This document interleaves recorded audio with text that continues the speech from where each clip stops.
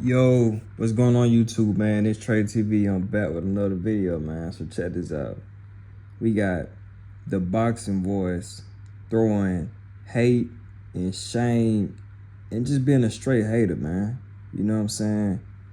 They're on their channel talking as if Errol Spence has done nothing for the sport of boxing. There was a topic that they were talking about, you know what I'm saying? And pretty much they were saying that Errol Spence does not deserve to be in the Hall of Fame. This is my thing. You got two guys who sit behind a desk, interview these guys, and both of these guys has done absolutely nothing for the sport of boxing. Nothing. You know what I'm saying? Not only that, they have no experience in the ring.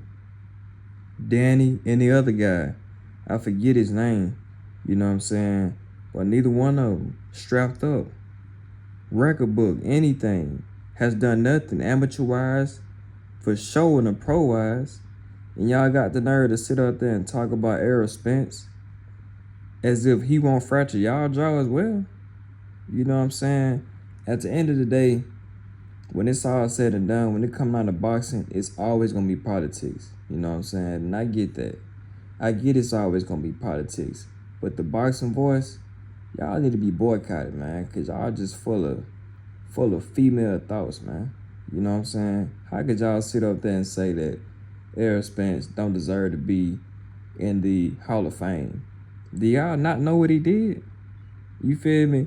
At one point, just like how y'all look at Jerron Ennis now, everybody looked at Spence the same exact way. And his style was so ferocious. And when I say was, that don't mean that his style is not the same now. You feel me? He's still the same ferocious style type of fighter. He's still rib snatcher, nose breaker, jaw breaker. You know what I'm saying? He ain't nothing to be played with. But let's dive into his career, since y'all claim that he don't deserve to be in the Hall of Fame. Like I said before, in the time that he was pretty much looked at the same as Jerron and his boots looked at right now, you know what I'm saying? He was stopping everybody left and right. Lamont Peterson stopped him. You know what I'm saying? He said in the press conference, he said, look, you feel me? I know it's going to be a dog fight, so I'm here for it. You know, I got a lot of respect for him, but it's time to go to war. And what'd he do? Stopped him. You know what I'm saying? Moving past that, you feel me? You got Sean Porter. I mean, not Sean Porter, Kerr Brook. At that particular time, Kerr Brook just beat Sean Porter, which was the IBF champion, if I'm not mistaken. You know what I'm saying? And at the end of the day, nobody wanted to fight Kerr Brook. You feel me? He was pretty much the boogeyman. He was the biggest out of everybody in the welterweight division. You know what I'm saying? And on top of that, he took on Triple G, which was another boogeyman. So he had more heart and more dog than everybody in the welterweight division. But guess who stepped up to him? Errol Spence. So we can't sit up there and say that Errol Spence ain't done nothing. Because not only that, he went to UK in their hometown. I mean, yeah, he was met with some resistance for sure. I mean, it's Kerr Brook we talking about. We talking about the number one, welterweight at this particular time. You know what I'm saying? He went in there with a tough opponent who was way bigger, battle tested, game, went against another boogeyman, and he got him up out of there. You know what I'm saying? It wasn't pretty, it wasn't easy, but he showed everybody he had that grit. You know what I'm saying? And then after that, he fought Sean Porter, another legend, another Hall of Famer, and beat him. So this is my thing. I don't even have to continue, but I will. But I want to stop right here and talk about this. You know what I'm saying? How can Errol Spence not be considered to be in the Hall of Fame or not have a Hall of Fame career, but he beat Sean Porter, and Sean Porter has a Hall of Fame career? Let's let that sink in. Errol Spence beat the guys that he was put against. You know what I'm saying? Sean Porter, he got those names, but he never came on top when it came down to fighting the top fighters. You feel me? Like Keith Thurman, he came up short. Danny Garcia, came up short. Kell Brook, he came up short. You know what I'm saying? Every time it was time for him to step up, he came up short. Errol Spence, after he fought Sean Porter, Dennis Ugas, and different things like that, he didn't fall short. He stood on business. That's a Hall of Fame career.